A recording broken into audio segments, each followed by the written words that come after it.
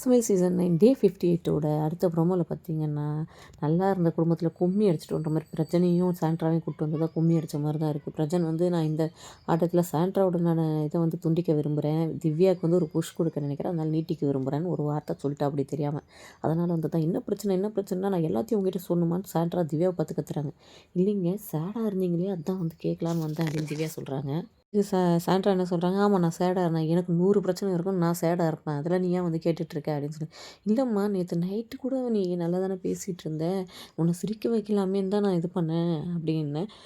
சிரிக்க வைக்க ட்ரை பண்ணு, ஆனால் வந்து ஊரே சிரிக்க வைக்கிற மாதிரி பண்ணிடாத அப்படின்ற மாதிரி சொல்கிறாங்க. இது வந்து பிரச்சனையோட இது பண்ண மாதிரி தான் வந்து இருக்குது. சரி ஏன் இப்போ கத்துறீங்க அப்படின்னு சொல்லிட்டு திவ்யா வந்து சாண்ட்ரா கத்துறத பார்த்து சொல்கிறாங்கன்னா, நான் எனக்கு என்ன எமோஷன் இருக்கோ நான் அதுதான் காட்ட முடியும், இல்லை அது கத்தாமல் சொல்லாமல் நான் இப்படி தான் பேசுவேன் அப்படின்னு சொல்கிறாங்க. திவ்யா வாக் அவுட் பண்ணுறாங்க. இது வந்து திவ்யாவுக்கு ஒரு குட் சைன் தான். இண்டிவிஜுவல் கேம் அவங்க விளையாடுறதுக்கு இது ஒரு ஸ்டார்ட்டை கொடுக்கும். இதோட அடுத்த டார்கெட் இந்த ஜோடியை பிரிக்கிறதா தான் இருக்கும். அந்த அப்டேட்டுக்கு நம்ம சேனலை சப்ஸ்கிரைப் பண்ணி வச்சுக்கோங்க. தேங்க்யூ.